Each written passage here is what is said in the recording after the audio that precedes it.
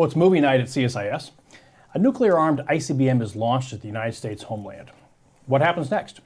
That's the premise of Kathryn Bigelow's new movie, A House of Dynamite, which premiered last month on Netflix. I'm Tom Karako, director of the CSIS Missile Defense Project. I'm joined by Heather Williams, director of the Project on Nuclear Issues, and Kari Bingen, director of the Aerospace Security Project. Welcome back to the HTK series, devoted to talking about strategic forces issues of the day. HTK stands for Heather, Tom, and Kari, but to any defense wonk worth their salt, it also means hit to kill, which is, of course, how our missile defenses defeat many of their threats. In House of Dynamite, a single unattributed ICBM is launched at the United States. U.S. missile defenses then shoot at it. And this is what then happens, at least in the movie. Hold. Come on, what are you waiting for? It's negative.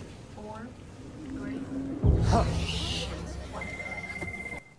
So in that clip, our ground-based mid-course defense system fails to intercept. Now, there's lots to be said about that depiction. It would not have been much of a film if it hadn't missed. Now, to be sure, this raises all kinds of implications for each of our subject areas. I just want to emphasize at the outset, it's a movie. Some things are depicted really well. Other aspects of the plot, as we'll talk about, are more problematic. We're going to talk about whether or not such a scenario would play out in the real world, what parts are fact, and what parts are fiction. So, Heather, you want to kick us off with what the movie's about, more broadly, and what you thought about it? Yeah, well, so to start out with, I thought the intro gave a really great kind of premise of what is the scenario that we're looking at here. For anyone who hasn't seen the movie, it's told through these 3 kind of parallel chapters. And they are all taking place in the same time, and there's overlap. I thought it was a really clever mechanism. It keeps you on the edge of your seat, and it's like these little windows into different perspectives that you then get to see more of. So some of those perspectives across the chapters, we have the President, the Secretary of Defense, the Commander of U.S. Strategic Command, a very unfortunate Deputy National Security Advisor who's having a really bad day, Fort Greely, as you mentioned, and then also the Situation Room. And so it's all those different perspectives weaving together to tell this bigger story. And there's a few specific details about the scenario that I think are worth emphasizing. The first one is that this incoming ICBM cannot be attributed. That the sensors that were intended to identify where this launch came from or provide more intel and info about who could have done such a thing, we don't have that information. We know a direction it came from, but there's a whole lot of countries in that direction that have this capability. And so that's a first detail that's really important. Another one, this is a bolt out of the blue. There is no warning, there is no ongoing conflict, it seems, that could have led to this sort of an escalation. And so it is that bolt out of the blue scenario that we talked about a lot in the Cold War. Doesn't come up so much anymore. Another important trait, it is assumed that it carries a nuclear weapon. Maybe I've missed this. I've watched the movie a few times now. At no point can they confirm one way or the other. And then, Tom, as you said, the GBIs fail to intercept. And so what the movie is, and I haven't given anything away, I think that's the first 5 minutes, right? But the movie is really about the decision-making process. How do you respond? Who do you respond towards? What are the options that you have? And I do like that the movie forces the viewer into that feeling of you have to make a decision about something. So we can now play what I think of as a love, quibble, hate. And my thoughts on the movie itself. So the thing that I loved is it's a really good movie about nuclear weapons and nuclear deterrence. And the movie does get into some details of deterrence theory and deterrence concepts. And that I thought was a good thing. I'm hoping that it might inspire a little bit more elevated and intellectual conversations about nuclear policy, particularly for the next generation, right? Our generation, we had our own movies that flagged nuclear issues, which we can talk about. And so maybe this will be that movie along with Oppenheimer for a new generation to get interested in. So that's the thing that I loved about it. My quibble, so probably seemingly minor detail but that irked me a bit, it's that when the president is given this book, this 3-ring binder with these options, he's kind of told, these are your only options, this is it. And it completely leaves out this thing called adaptive planning. The president doesn't have to do any of the things in that book. When it comes to nuclear weapons, the president doesn't have to do anything. They are the president's weapons. And the president could have said, I don't like any of these, go make me another plan. And adaptive planning just isn't part of the story and isn't presented as an option. The thing that I will go ahead and come out and say I hated about this movie, it was the portrayal of military leaders in particular. I thought the portrayal of the Stratcom commander and others at Stratcom, the military leadership. The 8 sugars and Dunkin' Donuts. I like the Dunkin' Donuts placement. Don't get me wrong on that. But it just doesn't gel with my experience of working with the military on strategic forces issues. It's not their job to convince the president to use or not use nuclear weapons. Also, I have never known any military leader who has been as hawkish as that Stratcom commander was presented. If anything, most of the military leaders I have known are much more thoughtful. I wouldn't necessarily say they're dovish by any means, but they aren't the ones who are going to be. They aren't going to be the ones who first jump to nuclear use in a scenario necessarily. They're the ones who are going to ask a lot of thoughtful questions, and their job is to give the president options and to explain those options, not to force a decision on the president. So that was my love, quibble, hate. Kari, I don't know if you had your own. I like that framework, and maybe this will do for the nuclear and missile defense community as a movie what Top Gun did for naval aviators. We'll see. But what I loved about this was it was the human element and the gravity of the decisions that the senior most policymakers facing our country, ultimately would have to deal with and have to be prepared for. I liked as well that the different perspectives, and it builds. It starts with that very tactical perspective. People in ops centers, manning those ops centers 24/7. It then builds on top of that with folks in more of an operational or a policy role. So both the strategic command commander as well as the deputy national security advisor. And then it ends with the person ultimately responsible for making the decision, and it is a political decision. This is not a technical or an operational decision. It was, the Secretary of Defense, but at the end of the day, it is the President of the United States. It is the sole person that can make that decision. My quibble, it's now I'd say the deliberative process that you just mentioned, Heather, is, it is a very professional process. Folks in those command centers and ops centers, they exercise routinely. And it's not just a fly-by. I mean, there is dynamic planning, but it's not necessarily a fly-by-the-seat of your pants kind of thing. So I just want to highlight just how professional the process is. I'll also quibble with the iPhone use. But the part that I hated as well was the attribution issue, is the idea that there would be this bolt out of the blue. We don't know to who we would attribute it to me is a very unlikely scenario, and context matters. When you think about even an adversary, the gravity of an adversary launching a nuclear weapon and how consequential it is to launch it at the United States, you will likely be in some sort of crisis or conflict. There will be signaling and messaging that's done. Some may be public, but definitely private.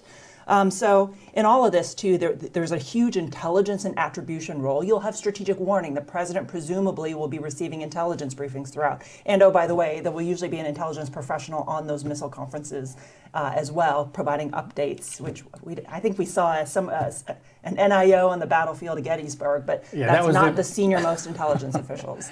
Yeah. What do you think, Tom? Well, look, I want to come back to some more of the details of the missile defense piece of it, but my love, first of all, is the fact that they went out of their way to really depict realistically the military, the missile defenders, but also the facilities. Like, I've been in that Greeley building that they show with the discolored ceiling tiles and the SMDC logo and the National Guard insignia on the wall. Like, I've been in that building. I've walked by the missile fields. That you see the missiles coming out of, for instance. So I like that because, look, other than General Raisin Kane, praising the missile defenders for the Al Udeid defense, they don't get a lot of attention. And so I really appreciate that you see the face of these folks on the terminal in the first place. My quibble, which I'll probably elaborate a little bit, is I really didn't like the tropes and the cliches about the 61% PK, percentage kill. I don't like that the sort of, you shoot a couple GBIs, one and done, and forget. It's more complicated than that. There's other options, for instance. And then my dislike is how they portrayed the missile defenders. And it's sort of similar to what you said about Stratcom Commander, is once they missed, or once the GBIs were depicted as missing, they just sort of gave up. the guy went outside and, I don't know, gave up, as it were. That's, as you said, Kari, they practice for this all the time. They would have stayed at their station and, frankly, probably shot again. We'll get to that in a minute. And in addition to that, they would have been preparing for successive shots. And so it is the professionalism of the military that I thought was a little bit lacking. I think they could have done better, but look at the same things. The fact that you saw Fort Greely, the fact that you saw these things, that was, look, it's come a long way from the awful movie from a couple years ago, Interceptor. If you haven't seen it, don't bother. But anyway, that would be my top of the list. And one of my big takeaways here was the need for greater homeland missile defenses. Yeah. The fact that we only launched 2 GBIs and an incoming ICBM. First of all, we have more GBIs, but also, I mean, you need to give a president option. So, Tom, this is right up your alley too. Of, you know what, this is a missile defense story. Yeah. I walked out of the movie saying we need more GBIs. Yes. And you know, I think we'll have to do a Golden Dome refresh conversation at some point in time, because Kari's completely right. It really does make the case for, I think, more homeland defense and making that more of a priority. I wanted to just very quickly come back to Kari's great point about the bullet out of the blue and how that is really problematic. And just an observation, there have been a number of books, a few TV shows also in recent years on nuclear issues. Almost all of them are a bullet out of the blue scenario. And it always really surprises me, because that's probably the least likely pathway to nuclear use. It's really hard to conceive of. You know, more likely, and quite frankly, I think more interesting scenarios would be if you are in a protracted long-term conflict in which you're facing major conventional losses, if you're facing, you know, a loss of territory, things like Russia and Ukraine, or a potential even a long-term Taiwan scenario. Those are much more interesting, to be honest. There's, I think, more interesting dynamics, but it's a movie, you know, fine, we can go along with it, I guess. Did you think that they accurately represented the missile defense operations? So no, let me just stop what you just said there, because I think, Kari, you said in your opening statement, which was, hey, we got a lot of capabilities. And what I perhaps irks me a little bit is the portrayal that we're more brittle, right? That we wouldn't have had the intel in lots of different ways that had some kind of a situational awareness or something like that. Not to mention the fact that our entire nuclear posture in the triad is designed to ride out things that are a lot bigger than this and still have options, as opposed to being forced to launch under attack. And then, you know, frankly, I think you're right, Heather. It is the harder problem is not the unattributed bullet of the blue. The harder problem is when you know exactly who it is, and it's really complicated, and you know exactly how the escalation is proceeding. That's why we talked earlier. I think that the escalation in Sum of All Fears, for instance, we know exactly who's doing it, is in some ways more instructive. But on the missile defense side, so a couple things. You know, you see, for instance, the Secretary of Defense flippantly say, "Oh, it's just a coin flip," for instance, and you see reference to, I think, 61% percentage kill. Well, how do they get to that number? They, I mean, public commentators. It's by taking all the missile defense tests ever done since, I think, 1998 by GMD, and then averaging them, as if that is a meaningful thing. There's been all kinds of fixes and changes over the years. As I like to say, if you went out and started your car and it didn't work half the time, and then you fixed your alternator, and then it started working well, is your percentage that your car is going to start an average of all those times, or do you have a different percentage now that you've fixed the problem? You have a battery and an alternator that work. So that's one thing. But the other thing is they launched 2 GBIs. In the movie, they said we have something close to 50, for instance. Well, if it is the case that you only had one shot, you would probably shoot more than 2, right? We don't talk about shot doctrine, but if you have an incoming threat, you're probably going to shoot more than 2 of these things. But again, it's a movie. So then it becomes, well, why not shoot again? And here is sort of my beef with the missile defenders, just getting up and walking out. Well, first of all, I think there is a couple options to shoot again. In reality, it would not be that stark. For example, we have some GBIs at Vandenberg in California, 4 of them. And if it was the right trajectory, and in fact, if it was a trajectory that looked kind of like this, and I think we've got an image here if we want to pull that up, in terms of a typical flight trajectory and how the GMD system would see it. On something like that, actually the GBIs in Vandenberg might have a might have a shot at it. So that's one additional option. But frankly, there's at least two others. One of them is that a couple years ago we tested and are fielded now what's called a selectable 2-3 stage GBI, which means that it doesn't have to burn as long before it can open its eyes on the kill vehicle and then do it. So what that is designed to do is to help with what's called shoot, look, shoot. And so that's where if you shot, missed it, then you'd have another shot again based on the trajectory and a couple of other factors.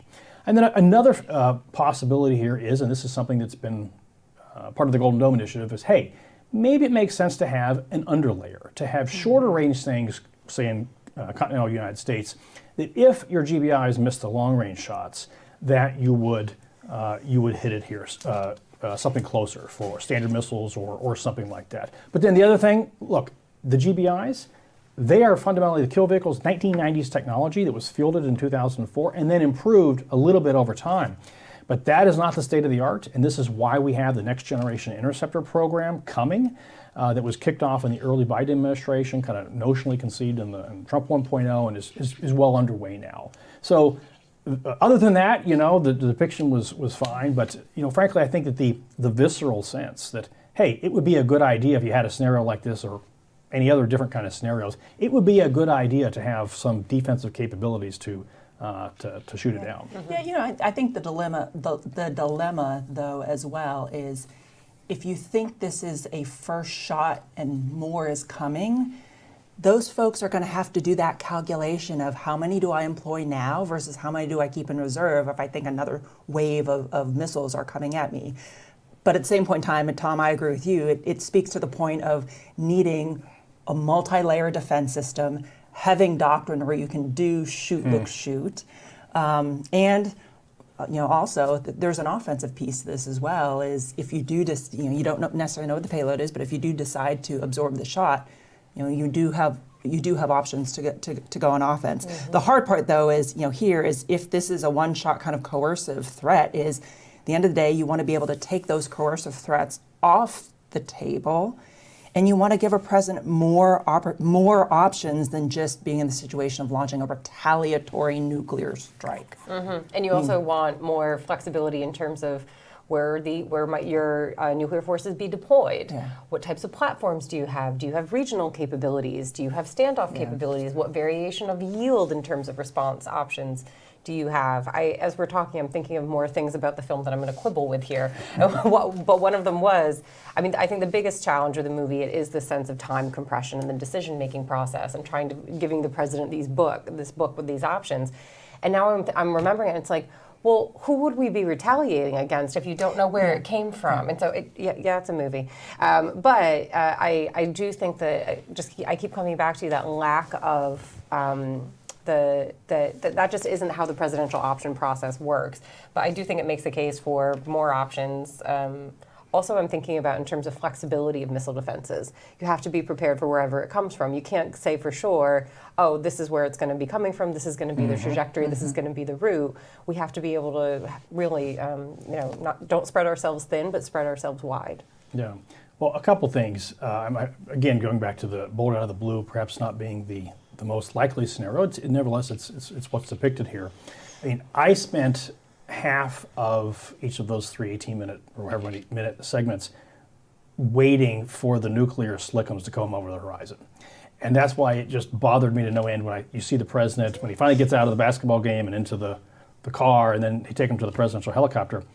You see, I think it's Andrews Air Force Base, you see Air Force One behind you. Well, Air Force One is built to ride out this and a lot worse on a bad nuclear day.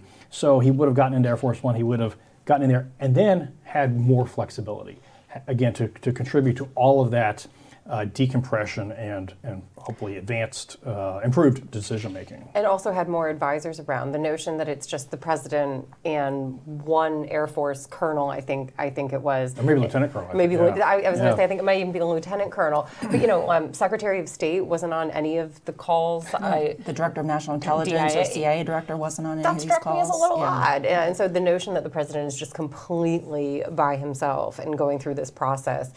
But again, it does force the viewer to engage with the weight of some of these decisions. And for that, I I'll come back to what I loved. It does make people think about nuclear issues. Yeah, that was for me too. You know, there was a scene where the president and the Secretary of Defense are frustrated that they hadn't exercised these scenarios or the process before. It was some line like, I know more about how to replace a Supreme Court justice than I know like how to exercise this nuclear process, which is so consequential to the survival of our nation. But, you know, in reality, a couple of things here is these missile conferences and the multitude of scenarios that are built into playbooks, into dynamic planning, these are exercised on a routine basis by just highly professional military, civilians, you know, others. So I do want to give them a shout out because there is a very good, very professional process. But I think that there's some truth to that policymaker frustration as well. And one of the things that just recall from my time both in and outside of government, I mean, there are war games that are played. And I remember observing one strategic forces war game. And the president was played by, I think may have been a former STRATCOM commander or somebody, a military person. The level of knowledge that they have about nuclear issues and nuclear decision making, it is very different than what a politician would have. The next time they ran that war game, they actually invited a politician to play the president. But it matters, right? Just the decision calculus, the factors that go into a politician's decision making, it is different. The other thing that I want to highlight too, that I thought the movie highlighted is, you know, we have a whole continuity of operations, COOP, continuity of government COG process, COOP COG, and you hear them all, you know, all these folks getting alerts and to go to backup sites.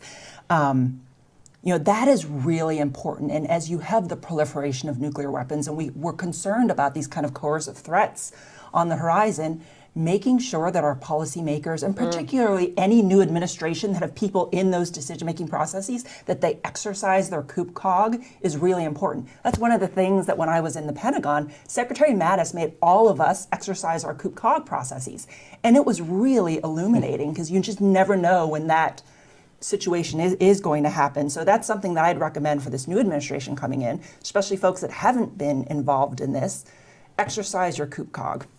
Also getting more familiar with adversary threats and trying to get to as much level of detail as possible to have a better understanding of where could this have come from, you know, knowing who are the actual nuclear possessors, who has an ICBM that could carry a nuclear weapon and has that range, what are the bad guys up to? Just kind of, I think, increasing the threat awareness among policymakers on Capitol Hill, and with decision makers in general, just so that, you know, God forbid we are ever in a moment like this, that you aren't starting from scratch, that there is some sort of elevated understanding of this is the world that we live in and these are the types of threats that we're facing right now. Well, obviously the nuclear stuff has been in the news lately. Past week or so, President Trump talked about resuming nuclear testing. And I think the movie kind of says, you know, the world in which everybody kind of agreed we should get rid of nuclear weapons, that era is over. And you know what? That's right. So Heather, I think you might have some thoughts on that recently. I do. I published a piece on this on Thursday, I think it was. And yeah, I'm not going to claim at all to know what the president was thinking or what, you know, where this was coming from his perspective. But it seems like, look, I think he could have meant one of three things. The first is the concern that everybody jumped to, which is the president is saying, let's return to explosive nuclear testing. The second option is that he was saying, perhaps we should be doing lower yield testing. And there were concerns that the Russians and Chinese might be doing this. And then the third thing he might have meant was, let's do more testing of our delivery vehicles. And you know, the Russians or Putin had come out just briefly before Trump's statement talking about the Burevestnik and the Poseidon test. And so it could have been in response to that. You know, in general, I think a return to explosive nuclear testing is a really bad idea right now. The number one reason is because if we start explosive nuclear testing again, I think we'll see a testing cascade, and other countries will start violating testing moratoriums. The country that will benefit the most from a return to nuclear testing is China. We have over 1,000 nuclear tests under our belt, and the data that comes from that. The Chinese only have a couple dozen. And so if you open up that option again and you see the Chinese returning to some sort of explosive testing, I think they'll get the most out of it. We also don't need to return to testing. This is according to technical experts, lab directors, and some of Trump's own appointees who have, and Secretary Wright came out just on Sunday, I believe, and said we aren't going to return to explosive testing. And then, the obvious, one aspect of this that I don't think has gotten enough attention, it has been the humanitarian and environmental consequences of nuclear testing. People live in those areas now, and they have representatives who are members of Congress and probably don't want to see a return to nuclear testing in their area. And their constituents, I'm going to guess, would have something to say about that. And so the idea of returning to testing, it's just a bad idea. I think we still don't know what the president meant. The one silver lining of this of his comment that I hope does spark a broader conversation are concerns about Russian, or suspicions that Russia and China have been doing low yield testing. And we have a couple of State Department compliance reports that hint at this. They don't all come out and say they are in non-compliance. And positive yield. Yes, exactly. And the U.S. interpretation of the Comprehensive Test Ban Treaty was that it's a zero-yield treaty, but not everyone agreed with that, mainly Russia and China. But we have a few statements, in 2019, 2022 compliance report, but this has really been under the radar. And if you talk about, Russia's legacy of compliance, it's not great. China doesn't really get involved in arms control, but the ones that they are involved in, they might be cheating on. And so I'm hoping that this prompts, all of us outside of government and in government, let's do a little bit more digging and see what we can find about Russian and Chinese compliance with the testing moratorium. I'm glad you put that piece out because it adds a much more nuance to something that's a very complex issue. And we don't know what the president's intent was, but broadly speaking, there are a lot of different types of nuclear tests that our community does today already that are short of necessarily generating a nuclear yield. That's right. But there are a variety of reasons why you might want to test either nuclear or delivery system or one. There are technical reasons, and there is a requirement in law in the National Defense Authorization Act for an annual stockpile assessment that the lab directors do. Where they provide assurances that our warhead stockpile is safe, secure, and reliable, and then they provide a risk assessment on whether or not we might need to return to testing. To date, they have said we don't for the warhead itself. But again, you do have to ask yourself at some point, where do we start to lose confidence in that data? We've got phenomenal supercomputers, all those, past tests, but the stockpile stewardship program needs to continue to be maintained and funded and whatnot. Absolutely. But there's also the operational reasons, your delivery systems, your NC3 that you need to exercise and test. We do that a lot. And I just want to foot stomp, Heather, your point. In 2019, you had the Defense Intelligence Agency, DIA director, come out and say, we are concerned that China and Russia are not abiding by their commitments and that they are testing and producing some potential supercritical, albeit small yield. Let's not forget that. And I'm not saying the U.S. needs to match, but let's be clear about what Russia and China are doing amongst their nuclear forces. And I'd like to see the rest of the international community pick up on this point as well, because they beat up on the U.S. a lot. Oh, you're not extending New START. Oh, you haven't ratified CTBT. China and Russia, I know I said this before, but it seems like they get let off the hook a lot of the time. And so for all these countries that are thinking about how do we uphold the nuclear order, how do we save the remaining treaties that we have, well, here's an example of two countries that are suspected of violating it. Go do digging and hold them accountable as well. Yeah, I think, I'll just say briefly, in principle, the point you made, Kari, is going, which was if we get to a point where stockpile stewardship is insufficient, then in principle, from a technical standpoint, I think you need to be open to testing. But I suspect, and frankly the president's tweet about this may be closer to this than the technical reasons, is that one can imagine a demonstration being more of a political or diplomatic kind of thing if something was escalating and there was the perception that the U.S. was a paper tiger. But that's more of a demonstration than a test. I do need to say that two members of my team, Pat Bazilchik and Hannah Freeman, put out a paper just today on the nuclear-powered cruise missile that was just referenced there, so encourage folks to go look at that and how to think about it. Okay, so we're going to end with, or we'll move to the following question, which is, you're the president. In the movie, don't fight the scenario too much, what would you have done? The movie trails off and doesn't have a clarity about what he's doing. What would you have done? I would have said, I want more options and I want more information. I also want more people in this room talking to me rather than just you, Lieutenant Colonel, whose name I already forgot. And so I wouldn't commit one way or the other to, yes, I'm absolutely going to respond with nuclear weapons or with conventional.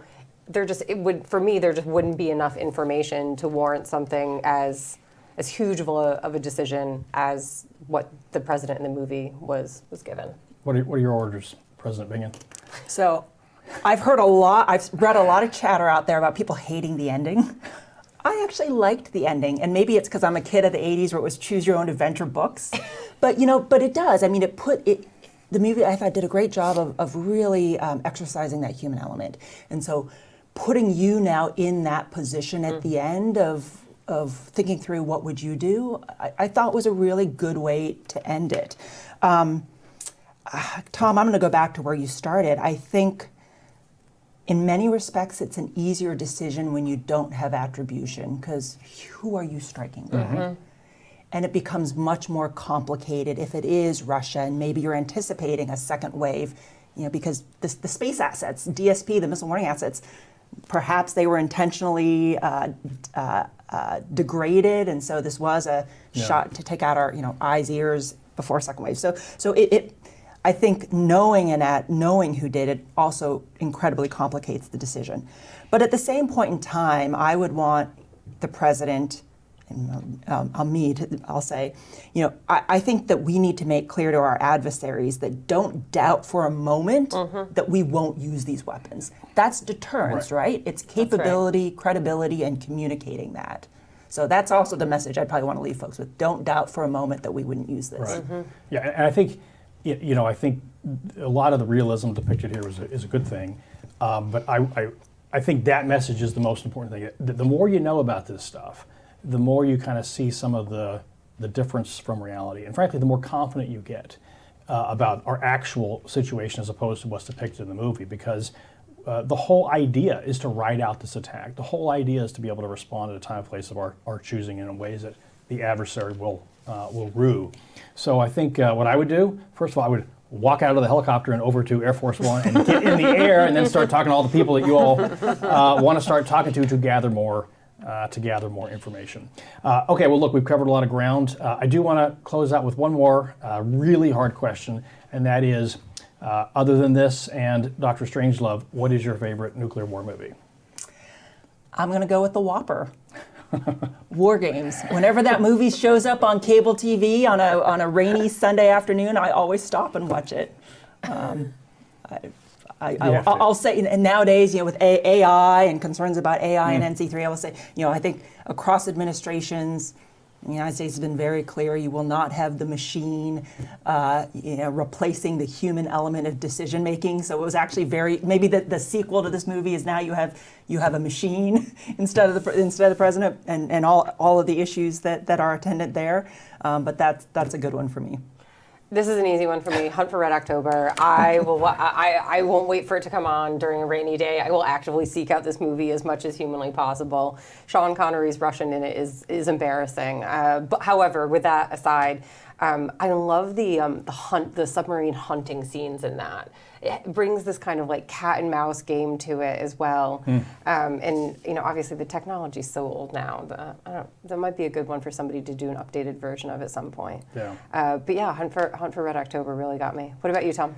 I think it's a tie for 7 Days in May, which is more of the political aspects, including for arms control and this kind of stuff, but also Crimson Tide. Denzel Washington versus Gene Hackman. In the movie, they say they're both right.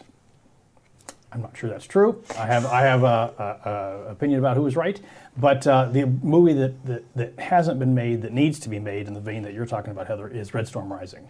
Like really playing out for today. No kidding, what would a protracted and a big war with lots of submarine chasing look like? So hey, it's fun. It's a fun movie, and with that, thanks to everyone for tuning in.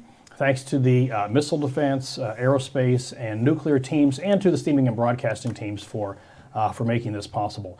Now look, in this movie, the DSP satellite missed the launch, but keep your radars tuned to this channel so you don't miss future HTK discussions on strategic forces. Thanks.